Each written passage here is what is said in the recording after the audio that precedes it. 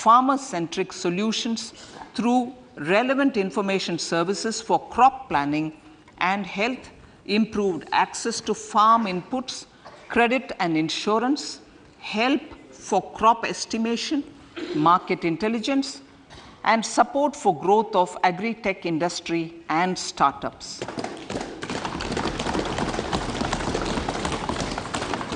An agriculture accelerator fund.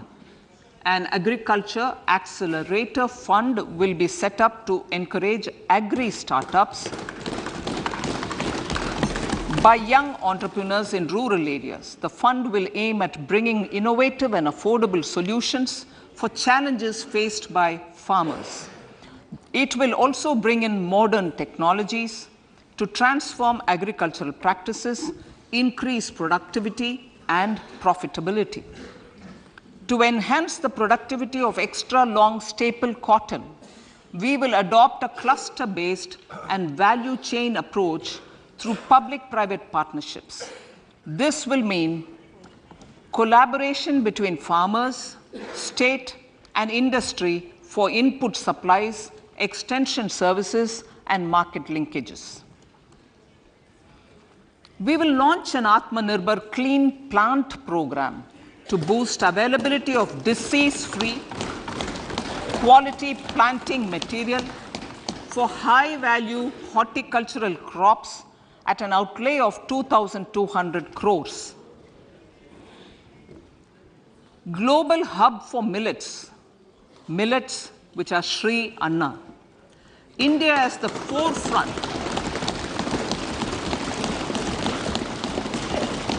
India is at the forefront of popularizing millets, whose consumption furthers nutrition, food security, and welfare of farmers, said the Honorable Prime Minister. We are the largest producer and second largest exporter of Sri Anna in the world. We grow several types of Sri Anna, such as Sri Anna Jowar, Sri Anna Ragi, Sri Anna Bajra, Sri Anna Kutu, Ramdana, Kangni, Kutni, Kutki, Kodo, China, and Sama.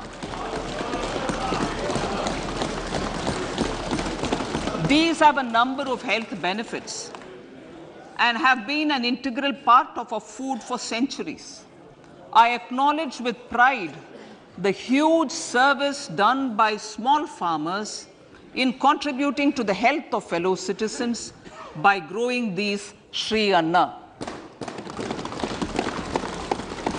Now, to make India a global hub for Sri Anna, the Indian Institute of Millet Research, ideally Indian Institute of the Sri Anna Research, Hyderabad, will be supported as the center of excellence for sharing best practices, research, and technologies at the international level. The agricultural credit target will be increased to 20 lakh crores with focus on animal husbandry, dairy, and fisheries. We will launch a new sub-scheme of PM Matsya Sampada Yojana, which is an existing scheme, but we launch a new sub-scheme with targeted investment of 6,000 crores to further enable activities of fishermen, fish vendors, and micro and small entrepreneurs, improve value chain efficiencies, and expand the market. For farmers, especially small and marginal farmers and other marginalized sections, the government is promoting cooperative-based economic development model. A new Ministry of Cooperation was formed with a mandate to realize the vision of Sahakar Se Samriddhi. To realize this vision, the government has already initiated computerization of 63,000 primary agricultural credit societies with an investment of 2,516 crores. In consultation with all the stakeholders and the states, model bylaws for PACS were formulated, enabling them to become multi-purpose PACS. A national cooperative database is being prepared for countrywide mapping of cooperative societies. With this backdrop, we will implement a plan to set up massive decentralized storage capacity.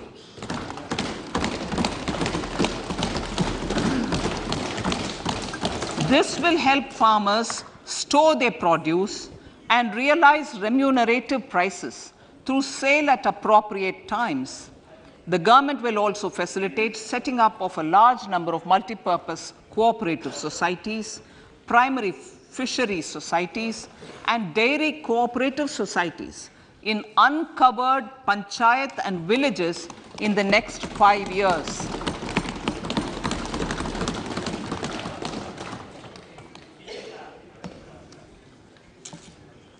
Health, education, and skilling. 157 new nursing colleges will be established in co-location with the existing 157 medical colleges established since 2014. A mission to eliminate sickle cell anemia by 2047 will be launched. It will entail awareness creation, universal screening of 7 crore people in the age group of 0 to 40 years in affected tribal areas, and counseling through collaborative efforts of central ministries and state governments.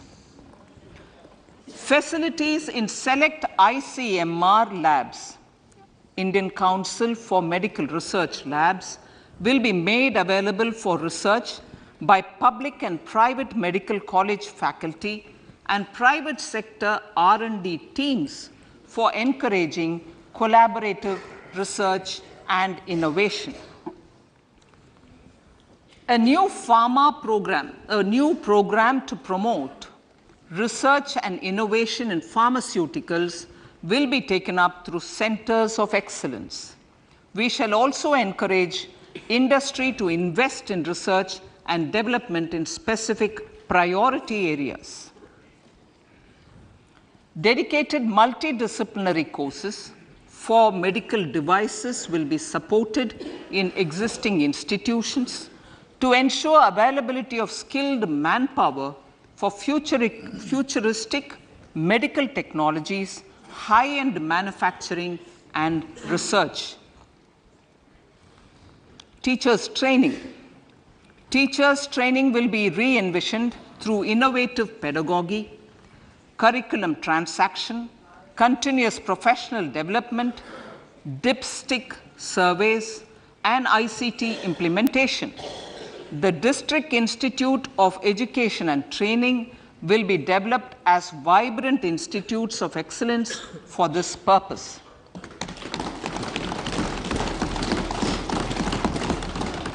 National Digital Library for Children and Adolescents. A National Digital Library for Children and Adolescents will be set up for facilitating availability of quality books across geographies, languages, genres, and levels, and device-agnostic accessibility. States will be encouraged to set up physical libraries for them at panchayat and ward levels and provide infrastructure for accessing the national digital library resources. Additionally, to build a culture of reading and to make up for pandemic time learning loss, the National Book Trust, the Children's Book Trust, and other sources will be encouraged to provide and replenish non-curricular titles in regional languages and in English to these physical libraries. Collaboration with NGOs that work in literacy will also be a part of this initiative to inculcate financial literacy, financial sector regulators and organizations will be encouraged to provide age-appropriate reading material to these libraries.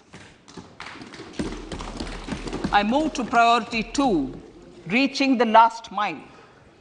Prime Minister Vajpayee's government had formed the Ministry of Tribal Affairs and the Department of Development of Northeast Region to provide a sharper focus to the objective of reaching the last mile.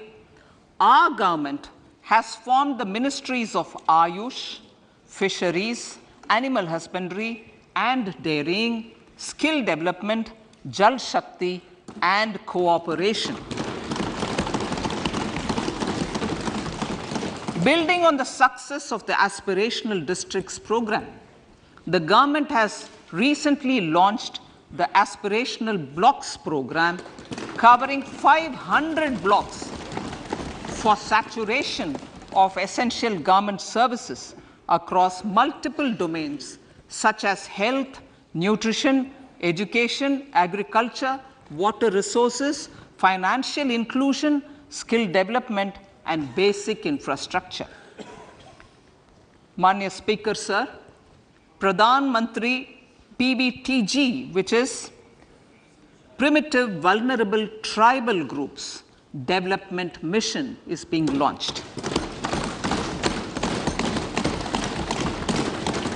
To improve socio-economic conditions of the particularly vulnerable tribal groups, the PBTGs as we refer them to, Pradhan Mantri PBTG Development Mission will be launched. This will saturate PBTG families and habitations with basic facilities such as safe housing, clean drinking water and sanitation, improved access to education, health, nutrition, road and telecom connectivity, and sustainable livelihood opportunities. An amount of 15,000 crores will be made available to implement the mission in the next 3 years under the Development Action Plan for the Scheduled Tribes. Ekalavya Model Residential Schools. In the next 3 years, Center will recruit 38,800 teachers and support staff for the 740 Ekalavya Model Residential Schools, which is serving 3.5 lakh tribal students.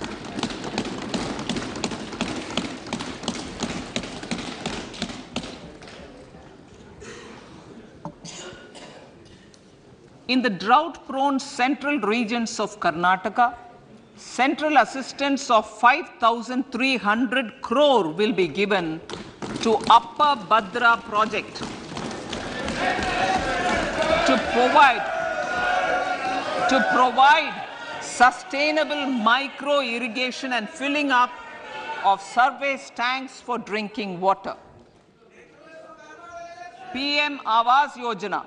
The outlay for PM Awas Yojana is being enhanced by 66% to over 79,000 crores. Bharat Shared Repository of Inscriptions will be set up in a digital epigraphy museum with digitization of 1 lakh ancient inscriptions in the first stage. Support for poor prisoners. For poor persons who are in prisons and unable to afford the penalty or the bail amount, required financial support will be provided. Priority number 3, infrastructure and investment. Investments in infrastructure and productive capacity have a large multiplier impact on growth and employment. After the subdued period of the pandemic, private investments are growing again. The budget takes the lead once again to ramp up the virtuous cycle of investment and job creation. Honorable Speaker, sir, the capital investment outlay is being increased steeply for the third year in a row by 33% to 10 lakh crores, which would be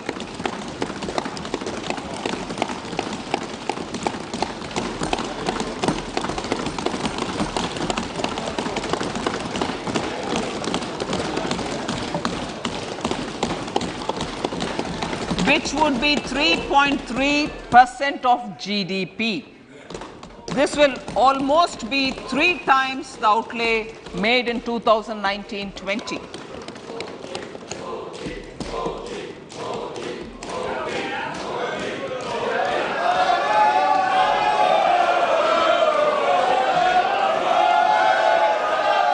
This substantial increase in recent years is central to the government's efforts to enhance growth potential and job creation, crowd in private investments, and provide a cushion against global headwinds. The direct capital investment by the center is complemented by the provision made for creation of capital assets through grants and aids to state.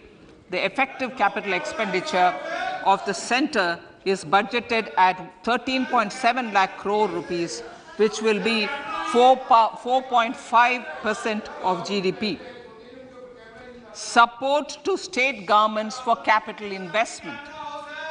I have decided to continue the 50-year interest-free loan to state governments for 1 more year to spur investment in infrastructure and to incentivize them for complementary policies actions with a significantly enhanced outlay of 1.3 lakh crores.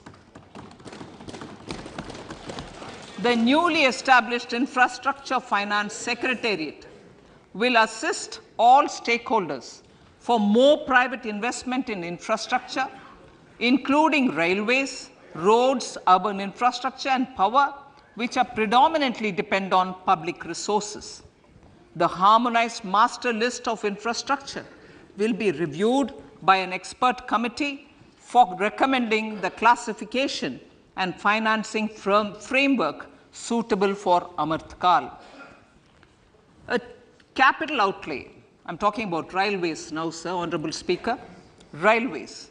A capital outlay of 2.40 lakh crores has been provided for the railways. This is the highest ever outlay this highest ever outlay is about 9 times the outlay made in 2013-14.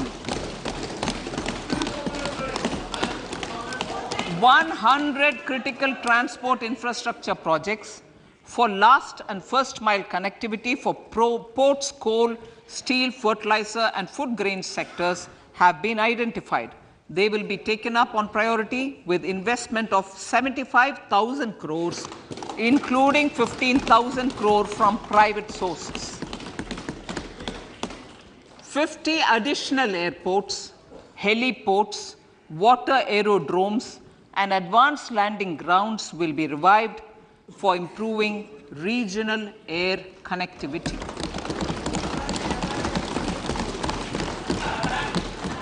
Sustainable cities for tomorrow.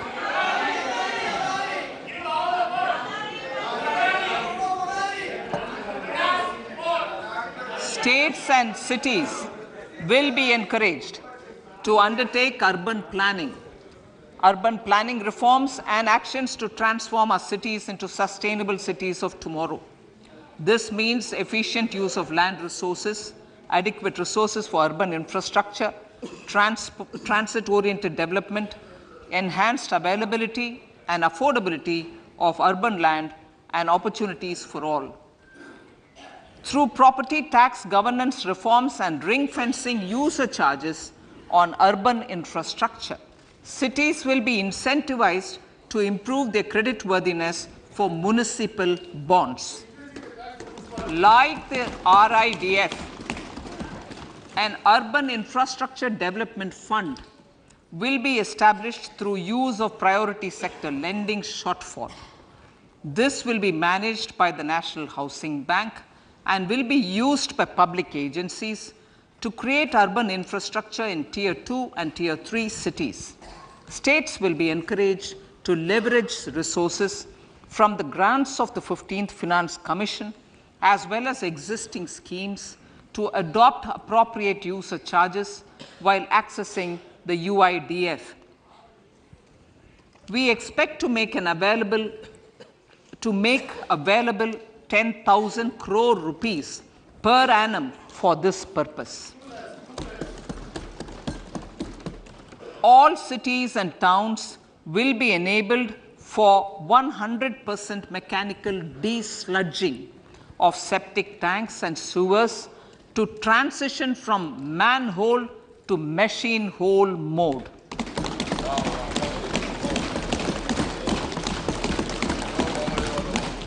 Enhanced focus will be provided for scientific management of dry and wet waste. Honorable Speaker, sir, our Prime Minister had said, good governance is the key to a nation's progress.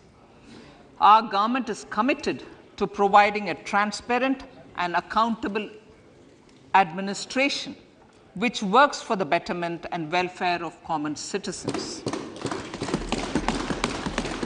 Mission Karma Yogi. Under Mission Karma Yogi, center, states and the union territories are making and implementing capacity building plans for civil servants. The government has also launched an integrated online training platform, I Got Karma Yogi, to provide continuous learning opportunities for lakhs of government employees to upgrade their skills and facilitate people-centric approach. Sir, for enhancing ease of doing business, more than 39,000 compliances have been reduced and more than 3,400 legal provisions have been decriminalized. For furthering the trust-based governance, we have introduced the Jan Vishwas Bill to amend 42 central acts. This budget proposes a series of measures to unleash the potential of our economy. Centers of Excellence for Artificial Intelligence. For realizing the vision of Make AI in India and Make AI Work for India, 3 centers of excellence for artificial intelligence will be set up in top educational institutions. Leading industry players will partner in conducting interdisciplinary research, develop cutting-edge applications, and scalable problem solutions in the areas of agriculture, health, and sustainable cities.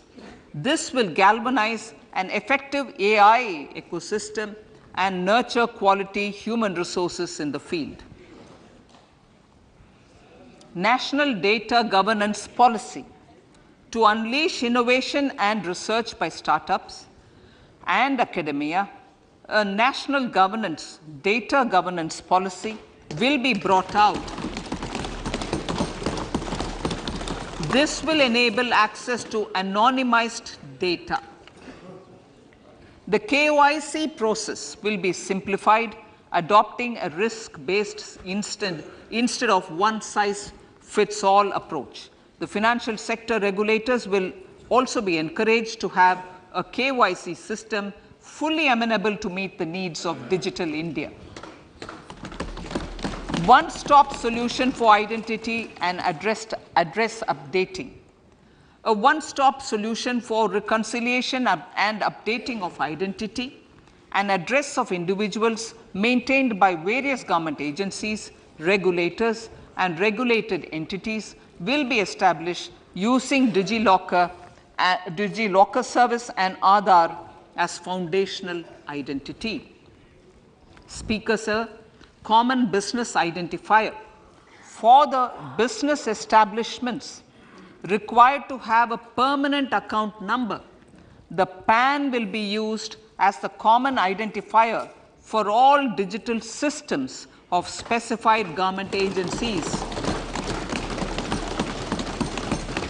This will bring ease of doing business, and it will be facilitated through a legal mandate. For obviating the need for separate submission of same information to different government agencies, a system of unified filing process will be set up. Such filing of information or return in simplified forms on a common portal will be shared with other agencies as per the filer's choice. Vivad se Vishwas 1, relief for MSMEs. In case 95% of the forfeited amount relating to the bid or performance security will be returned to them by government and government undertakings. This will provide relief to the MSMEs. Vivad se Vishwas 2, settling contractual disputes. To settle contractual disputes of government and government undertakings, wherein arbitral award is under challenge in a court, a voluntary settlement scheme with standardized terms will be introduced. This will be done by offering graded settlement terms depending on pendency level of the dispute. The state support mission of Niti Aayog will be continued for 3 years for our collective efforts towards national priorities. Result-based financing. To better allocate scarce resources for competing development needs, the financing of select schemes will be changed on a pilot basis from input-based to result-based. E-courts. For efficient administration of justice, phase 3 of e-courts project will be launched with an outlay of 7,000 crores. Fintech services in India have been facilitated by our digital public infrastructure, including Aadhaar, PM Jan Dhan Yojana, Video, KYC, India Stack, and UPI. To enable more fintech innovative services, the scope of documents available in DigiLocker for individuals will be expanded. An entity DigiLocker will be set up for the use by MSMEs, large businesses, and also charitable trusts. This will be towards storing and sharing documents online securely whenever needed with various authorities, regulators, banks, and other business entities. 5G services. 100 labs for developing applications using 5G services will be set up in engineering institutions.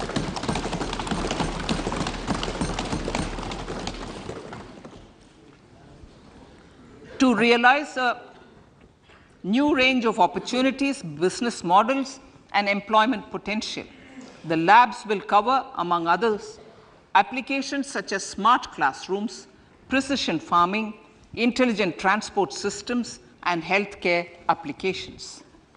Lab-grown diamonds. Lab-grown diamonds is a technology and innovation-driven emerging sector with high employment potential. These environment-friendly diamonds, which have optically and chemically the same properties as natural diamonds.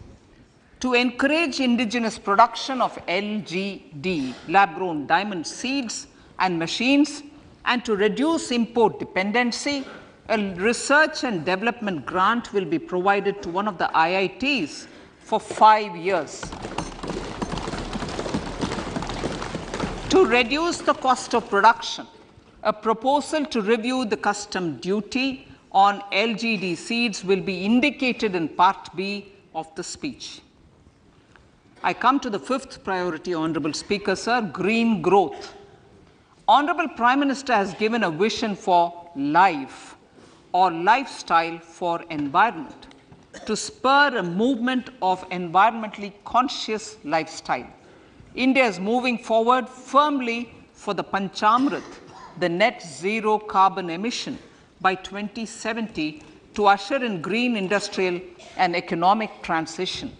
This budget builds on our focus on green growth. The recently launched National Green Hydrogen Mission, with an outlay of 19,700 crores, will facilitate transition of the economy to low carbon intensity, reduce dependence on fossil fuel imports, and make the country assume technology and market leadership in this sunrise sector. Our target is to reach an annual production of 5 MMT by 2030. Energy transition. This budget provides for 35,000 crores for priority capital investment towards energy transition and net zero objectives and energy security by Ministry of Petroleum and Natural Gas. To steer the economy on sustainable development path, battery energy storage systems with capacity of 4,000 MWH will be supported with viability gap funding. A detailed framework for pumped storage projects will also be formulated. Renewable energy evacuation. The interstate transmission system for evacuation and grid integration of 13 gigawatt renewable energy from Ladakh will be constructed with investment of 20,700 crore, including central support of 8,300 crores. Green credit program. For encouraging behavioral change, a green credit program will be notified under the Environment Protection Act. This will incentivize environmentally sustainable and responsive actions by companies, individuals, and local bodies, and help mobilize additional resources for such activities. PM Program for Restoration, Awareness, Nourishment, and Amelioration of Mother Earth, PM Pranam, will be launched to incentivize states and union territories to promote alternative fertilizers and balanced use of chemical fertilizers. Go Bardhan Scheme. 500 new waste to wealth plants under Go Bardhan, galvanizing organic bio-agro resources done. Go Bardhan scheme will be established for promoting circular economy.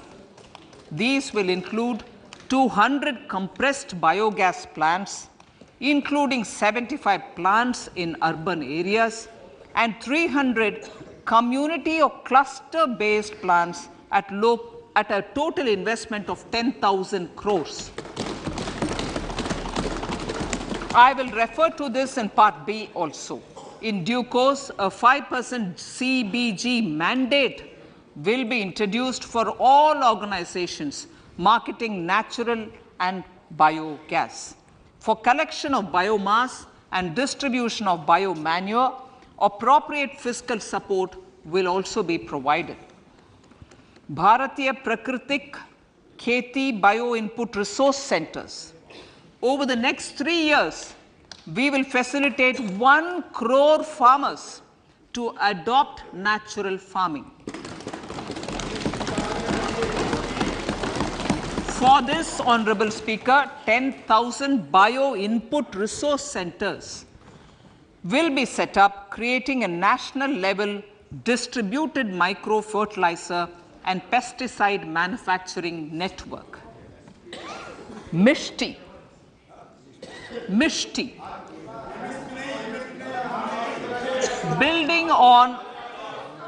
Building on India's success in afforestation, mangrove initiative for shoreline habitats and tangible incomes, MISHTI, will be taken up for mangrove plantation along the coastline and on salt pan lands wherever feasible through convergence between Manrega, Campa Fund and other sources. Amrit Dharohar. Wetlands are vital ecosystems which sustain biological diversity.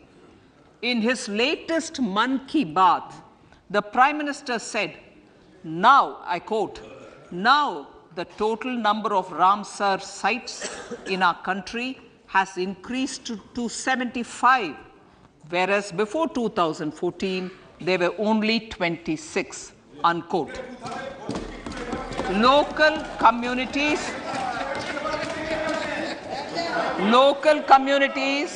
have always been at the forefront of conservation efforts. The government will promote their unique conservation values through Amrit Dharohar, a scheme that will be implemented over the next 3 years to encourage optimal use of wetlands and enhance biodiversity, carbon stock, ecotourism opportunities, and income generation for local communities. Coastal shipping.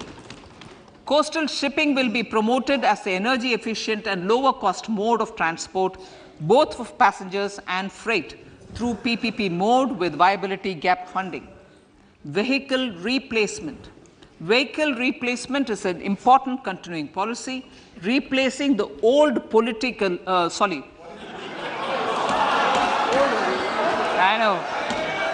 replacing, absolutely, thank you. Replacing old polluting vehicles. May be applicable, right? Replacing old polluting vehicles is an important part of greening our economy. In furtherance of the vehicle scrapping policy mentioned in Budget 21-22, I have allocated adequate funds to scrap old vehicles of the central government. States will also be supported in replacing old vehicles and old state ambulances. Honorable Speaker, sir, I move to priority 6, youth power. To empower our youth and help the Amrit PD realize their dreams, we have formulated the national education policy, which is very wide in its scope, but one of the things is also to focus on skilling, adopted economic policies that facilitate job creation at scale and have supported business opportunities. Pradhan Mantri Kaushal Vikas Yojana. Pradhan Mantri Kaushal Vikas Yojana 4.0 will be launched to skill lakhs of youth within the next 3 years. On-job training, industry partnership, and alignment of courses with needs of industry will be emphasized. The scheme will also cover new age courses for Industry 4.0 like coding, AI, robotics, mechatronics, IoT, 3D printing, drones, and other soft skills. To skill youth for international opportunities, 30 Skill India international centers will be set up across different states. The digital ecosystem for skilling will be further expanded with the launch of a unified Skill India digital platform for enabling demand-based formal skilling, linking with employers including MSMEs, and facilitating access to entrepreneurship schemes. To provide stipend support to 47 lakh youths in 3 years, direct benefit transfer under a pan-India national apprenticeship promotion scheme will be rolled out. Tourism. Honorable Speaker, sir, with an integrated and innovative approach. At least 50 destinations will be selected through challenge mode. In addition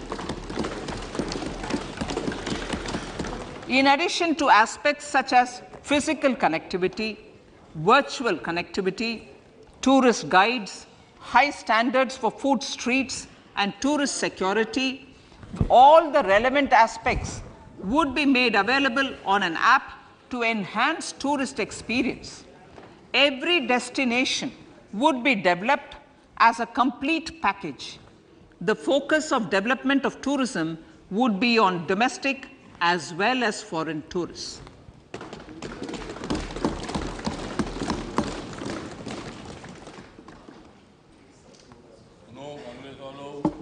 Sector-specific skilling and entrepreneurship development will be dovetailed to achieve the objectives of Dekho Apna Desh initiative. This was launched as an appeal by the Honorable Prime Minister to the middle class to prefer domestic tourism over international tourism. The integrated development of theme-based tourist circuits, the Swadesh Darshan scheme, was also launched.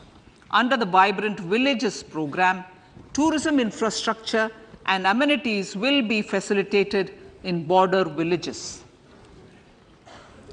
Unity Mall. States will be encouraged to set up a Unity Mall in their state capital or most prominent tourism center or the financial capital for promotion and sale of their one district, one product and GI products and other handicraft products, and for providing space for such products of all other states as well. Sir, priority number 7, financial sector. Our reforms in the financial sector and innovative use of technology have led to financial inclusion at scale, better and faster service delivery, ease of access to credit, and participation in financial markets. This budget proposes to further these measures. Credit guarantee for MSMEs. Last year, I proposed revamping of the credit guarantee scheme for the MSMEs. I am happy to announce that the revamped scheme will take effect from 1st April 2023 through infusion of 9,000 crores in the corpus. This will enable additional collateral-free guaranteed credit of 2 lakh crores of rupees. Further, the cost of credit will be reduced by about 1%.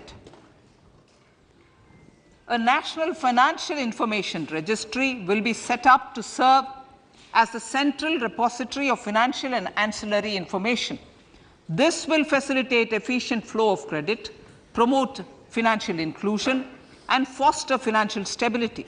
A new legislative framework will govern this credit public infrastructure and will be designed in consultation with the RBI.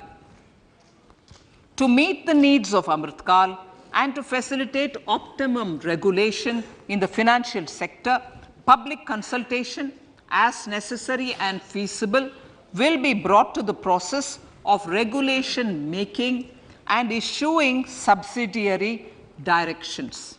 To simplify, to ease, and to reduce cost of compliance, financial sector regulators will be requested to carry out a comprehensive review of existing regulations. For this, they will consider suggestions from public and regulated entities.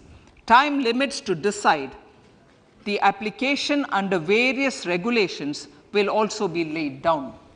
Honorable Speaker, sir, to enhance business activities in GIFT IFSC, the following measures will be taken. Delegating powers under the SEZ Act to the IFSCA to avoid dual regulation. Setting up a single window IT system for registration and approval of IFSCA, SEZ authorities, GSTN, RBI, SEBI, and IRDAI. permitting acquisition financing by IFSC banking units of foreign banks, establishing a subsidiary of Exim Bank for trade refinancing, amending IFSCA Act for statutory provisions for arbitration, ancillary services, and avoiding dual regulation under the SEZ Act, and recognizing offshore derivative instruments as valid contracts. Honorable Speaker, sir, data embassy.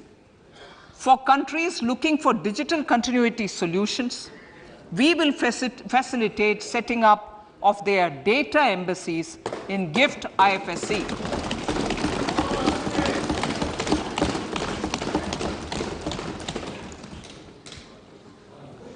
Improving governance and investor protection in banking sector.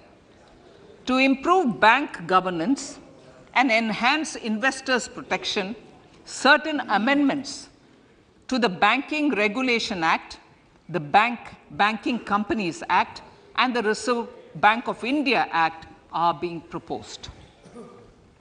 Capacity building in securities market. Honorable Speaker, sir, to build capacity of functionaries and professionals in the securities market, SEBI will be empowered to develop, regulate, maintain, and enforce norms and standards for education in the National Institute of Securities Markets and to recognize award of degrees, diplomas, and certificates. A central processing center will be set up for faster response to companies through centralized handling of various forms filed with field officers under the Companies Act. Reclaiming of shares and dividends. For investors to reclaim unclaimed shares and unpaid dividends from the Investor Education and Protection Fund Authority with ease, from the Investor Education and Protection Fund Authority with ease, an integrated IT portal will be established. Digital payments continue to find wide acceptance. In 2022, they show an increase of 76% in transaction and 91% in value.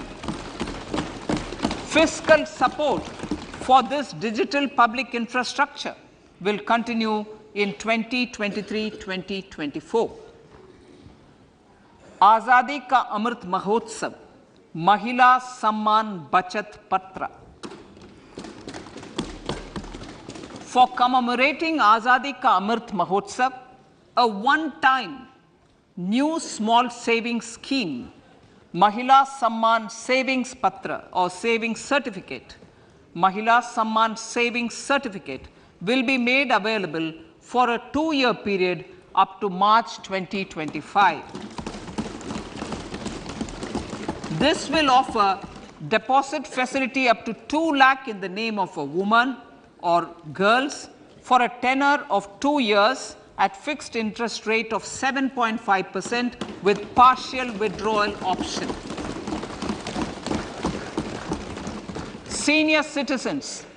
The maximum deposit limit for senior citizens savings scheme will be enhanced from 15 lakh to 30 lakhs of rupees. The maximum deposit limit for monthly income account scheme will be enhanced from 4.5 lakh to 9 lakh for single account and from 9 lakh to 15 lakh for joint account. Honorable Speaker, sir, fiscal management. 50 years interest-free loan to states. The entire 50-year loan to states has to be spent on capital expenditure within 2023-24. Most of this will be at the discretion of the states, but a part will be conditional on states increasing their actual capital expenditure. Parts of the outlay will also be linked to or allocated for the following purposes: scrapping old government vehicles, urban planning reforms and actions, financing reforms in urban local bodies to make them creditworthy for municipal bonds, housing for police personnel above or as part of the police station, constructing unity malls, children and adolescent libraries and digital infrastructure, and state share of capital expenditure of central schemes. Honorable Speaker, sir, fiscal deficit of states. States will be allowed a fiscal deficit of 3.5% of GSDP, of which 0.5% will be tied to power sector reforms. Revised estimates 2022 to 2023. The revised estimate, Honorable Speaker, sir, of the total receipts other than borrowing is 24.3 lakh crores, of which the net tax receipts are 20.9 lakh crores. The revised estimate of the total expenditure is 41.9 lakh crores of rupees, of which the capital expenditure is about 7.3 lakh crores. The revised estimate of the fiscal deficit is 6.4% of GDP, adhering to the budget estimate. So, budget estimates of 2023-24. Coming to 2023-24, the total receipts other than borrowings and the total expenditure are estimated at 27.2 lakh crores and 45 lakh crores respectively. The net tax receipts are estimated at 23.3 lakh crores. The fiscal deficit is estimated to be 5.9% of the GDP. In my budget speech for 21-22, I had announced that we plan to continue the path of fiscal consolidation, reaching a fiscal deficit of below 4.5% by 2025-26, with a fairly steady decline over the period. We have adhered to this path, and I reiterate my intention to bring the fiscal deficit below 4.5% of GDP by 2025-26. To finance the fiscal deficit in 2023-24, the net market borrowings from dated securities are estimated at 11.8 lakh crores. The balance financing is expected to come from small savings and other sources. The gross market borrowings are estimated at 15.43 lakh crores of rupees. Honorable Speaker, sir, I now move to Part B.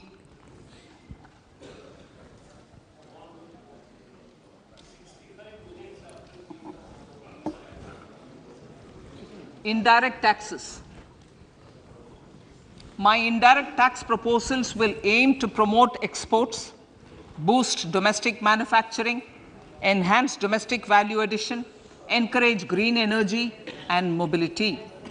A simplified tax structure with fewer tax rates helps in reducing compliance burden and improving tax administration.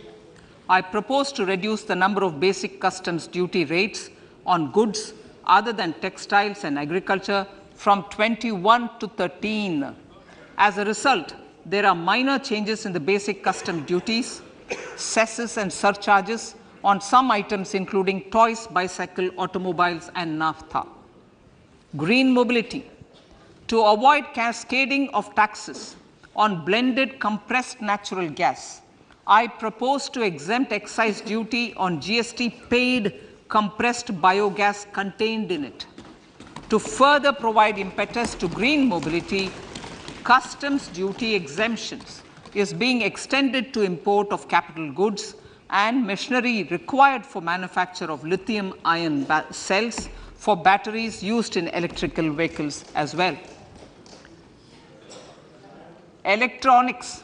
As a result of various initiatives of the government, including phased manufacturing program, mobile phone production in India has increased from 5.8 crore units valued at about 18,900 crore in 2014-15 to 31 crore units valued at 2,75,000 crore in the last financial year.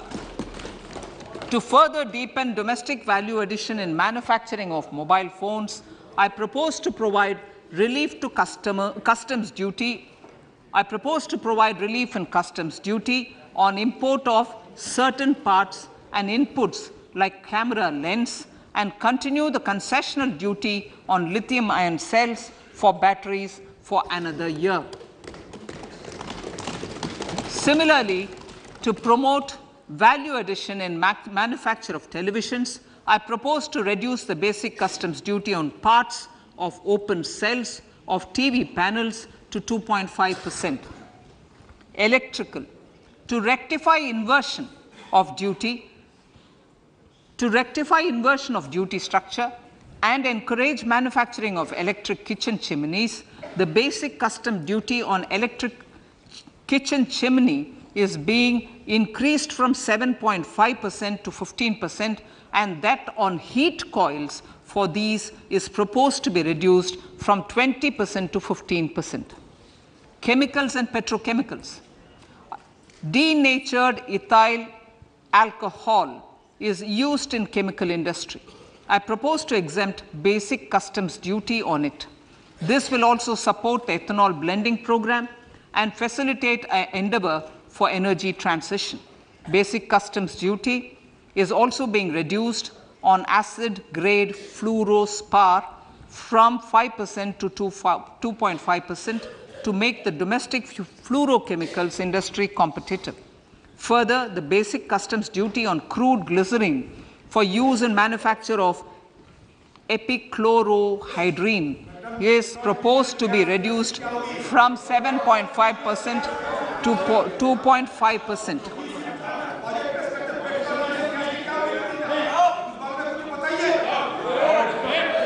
Marine products. In the last financial year, marine products recorded the highest export growth, benefiting farmers in the coastal states of the country. To further enhance the export competitiveness of marine products, particularly shrimps, duty is being reduced on key inputs for domestic manufacture of shrimp feed. India is a global leader, as I said in Part A, in cutting and polishing of natural diamonds, contributing about 3/4 of the global turnover by value. With the depletion of deposits of natural diamonds, the industry is moving towards lab-grown diamonds, and it holds huge promise. To seize this opportunity, I propose to reduce the basic customs duty on seeds used in their manufacture. Customs duties on door or dore and bars of gold and platinum were increased earlier this fiscal. I propose to increase the duties on articles made therefrom to enhance the duty differential. I also propose to increase the import duty on silver doors, bars and articles to align them with that on gold and platinum. To facilitate availability of raw materials for the steel sector, exemptions from basic custom duty on raw materials for manufacture of CRGO steel, ferrous scrap and nickel cathode is being continued. Similarly, the concessional BCD of 2.5% on copper scrap is also being continued to ensure the availability of raw materials for secondary copper producers who are mainly in the MSME sectors. Compounded rubber. The basic custom duty rate on compounded rubber is being increased from 10% to 25% or 30 kg, whichever is lower, at par with that of natural rubber other than latex, to curb circumvention of duty. Cigarettes. National calamity contingent duty on specified cigarettes was last revised 3 years ago. This is proposed to be revised upwards by about 16%. Direct taxes. I now come to my direct tax proposals. Honorable Speaker, these proposals aim to maintain continuity and stability of taxation, further simplify and rationalize various provisions to reduce the compliance burden, promote the entrepreneurial spirit, and provide tax relief to citizens. It has been constant endeavor of the Income Tax Department to improve taxpayer services by making compliance easy and smooth. Our taxpayers portal received a maximum of 72 lakh returns in a day, processed more than 6.5 crore returns this year. Average processing period reduced from 93 days in financial year 13-14 to 16 days only now. And 45% of the returns were processed within 24 hours. We intend to further improve this, roll out the next generation common IT return form for taxpayer convenience, and also plan to strengthen the grievance redressal mechanism. MSMEs and professionals. MSMEs are growth engines of our economy. Micro enterprises with turnover up to 2 crore of rupees and certain professionals with turnover of up to 50 lakh rupees can avail the benefit of presumptive taxation.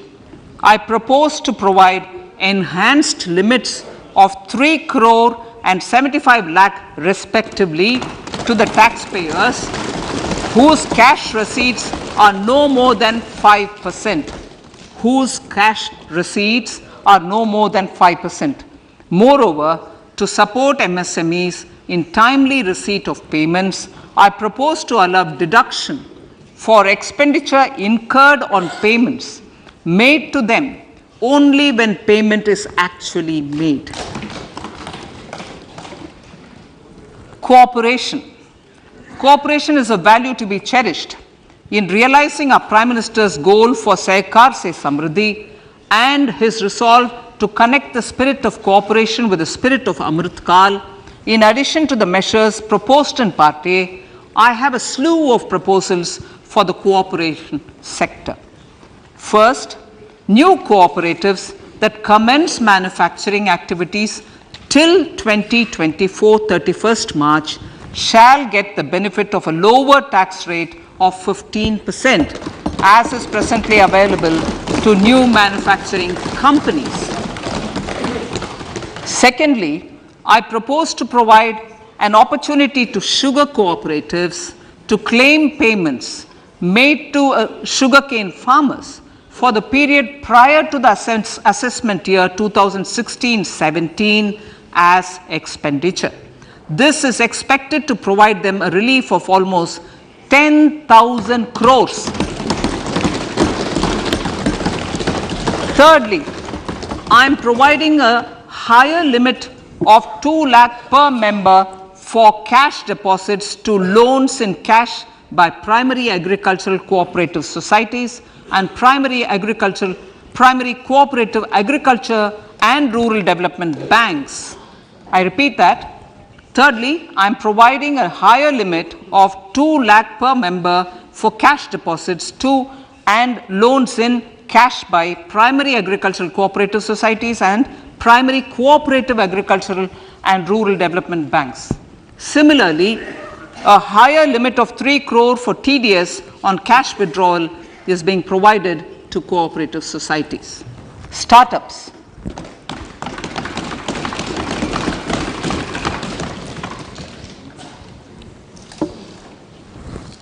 Entrepreneurship is vital for a country's economic development.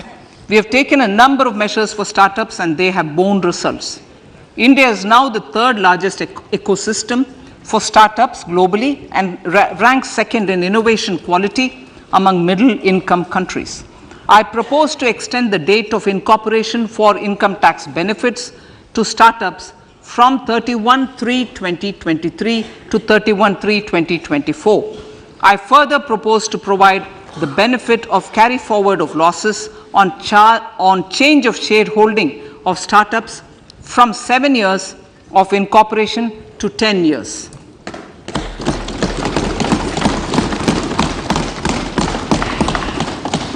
To reduce the pendency of appeals at commissioner level, I propose to deploy about 100 joint commissioners for disposal of small appeals. We shall also be more selective in taking up cases for scrutiny of returns already received this year. Better targeting of tax concessions. For better targeting of tax concessions and exemptions, I propose to cap deduction from capital gains on investment in residential house under Section 54 and Section 54F to 10 crores. Another proposal with similar intent is to limit income tax exemption from proceeds of insurance policies with very high value. Rationalization. Honorable Speaker, sir, there are a number of proposals relating to rationalization and simplification. Income of authorities, boards, and commissions set up by statutes of union or state for the purpose of housing, development of cities, towns, and villages, and regulating and developing an activity or matter is proposed to be exempted from income tax. Other major measures in this direction are removing the minimum threshold of 10,000 for TDS and clarifying taxability relating to online gaming, not treating conversion of gold into electronic gold receipts and vice versa as capital gains, reducing the TDS rate from 30% to 20% on taxable portion of EPF withdrawals in non-PAN cases, and taxation on income for market-linked debentures. Other major proposals in the finance bill relate to the following: extension of period of tax benefits to funds relocating to IFSC, GIFT City till 31/3/2025, decriminalization under Section 276A of the Income Tax Act, allowing carry forward of losses on strategic disinvestment, including that of IDBI Bank, and providing EEE status to Agniveer Fund. Personal income tax.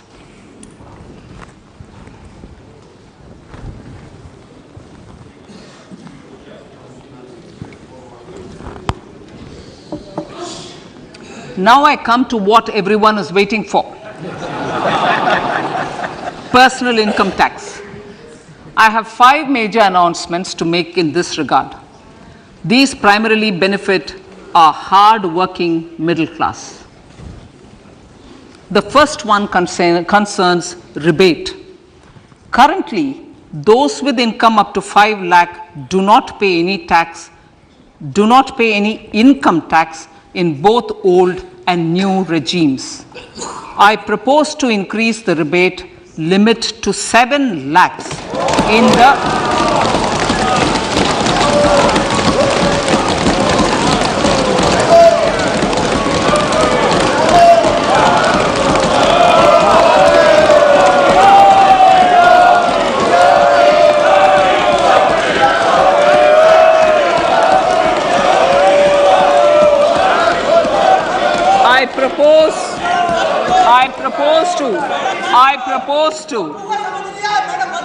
I propose to increase the rebate limit to 7 lakh in the new tax regime. Thus, persons in the new tax regime with income up to 7 lakhs will not have to pay any tax at all. The second proposal relates to middle class individuals. I had introduced in the year 2020 the new personal income tax regime with 6 income slabs starting from 2.5 lakh. I propose to change the tax structure in this regime by reducing the number of slabs to 5 and increasing the tax exemption limit to 3 lakhs. The new tax rates are 0 to 3 lakh, nil; 3 to 6 lakhs, 5%; 6 to 9 lakhs, 10%; 9 to 12 lakh, 15%; 12 to 15 lakhs, 20%; and above 15 lakhs, 30%. This will provide major relief to all taxpayers in the new regime. An individual with an annual income of 9 lakhs will be required to pay only 45,000 rupees This is only 5% of his or her income. It is a reduction of 25% on what he or she is required to pay now. That is 60,000. So in the place of 60,000, it is now only 45,000.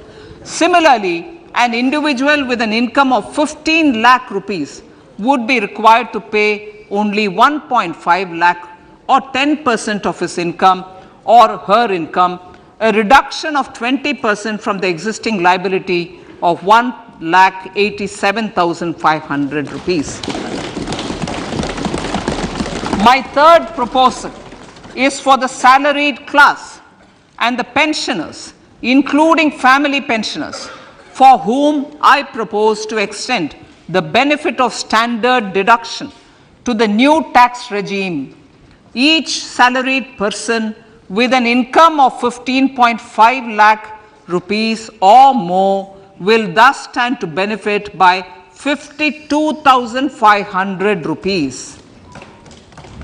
My fourth announcement in personal income tax is regarding the highest tax rate, which in our country is 42.74%. This is among the highest in the world. I propose to reduce the highest surcharge.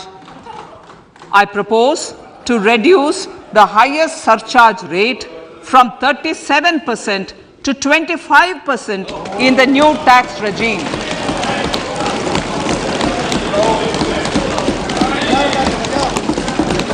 This would result in reduction of the maximum rate. This would result in the reduction of the maximum tax rate to 39%.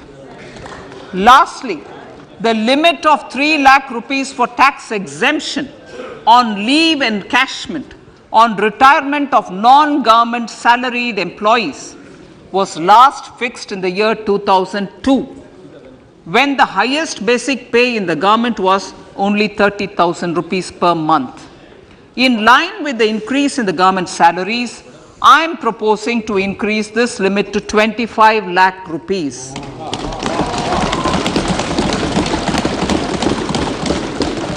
We are also making the new income tax regime as the default tax regime. However, citizens will continue to have the option to avail the benefit of the old tax regime. Apart from these, I am also making some other changes as given in the annexure. As a result of these proposals, revenue of about 38,000 crore to 37,000 crore in direct taxes and rupees 1,000 crore in indirect taxes will be foregone, while revenue of about 3,000 crore will be additionally mobilized. Thus, the total revenue foregone is about 35,000 crores annually. Honorable Speaker, sir, with these words, I commend the budget to this August House.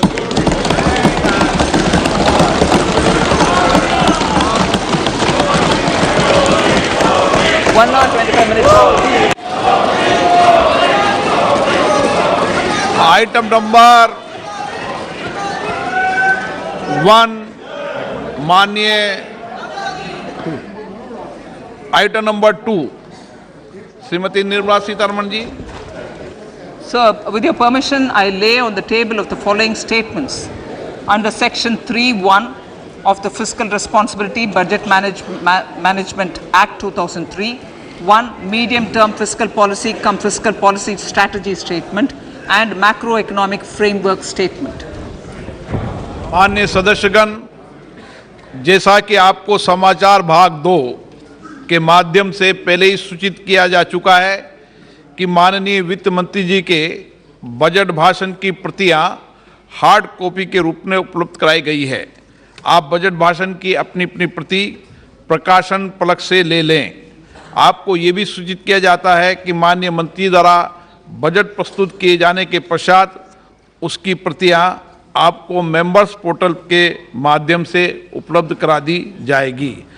Item number 3, माननीय मंत्री जी, वित्त मंत्री जी. Sir, with your permission, I rise to move for leave to introduce the Finance Bill 2023. प्रश्न ये कि विधेयक को पुनर्स्थापित करने की अनुमति प्रदान की जाए। जो सदस्य इसके पक्ष में हाँ कहें, जो सदस्य विरोध में ना कहें। मेरे विचार में निर्णय हाँ वालों के पक्ष में माननीय मंत्री जी विधेयक को पुनर्स्थापित करें। Sir, I introduce the bill. सभा की कार्रवाई कल गुरुवार दिनांक 2 फरवरी 2023 को प्राप्त 11 बजे तक के लिए स्थगित की जाती है।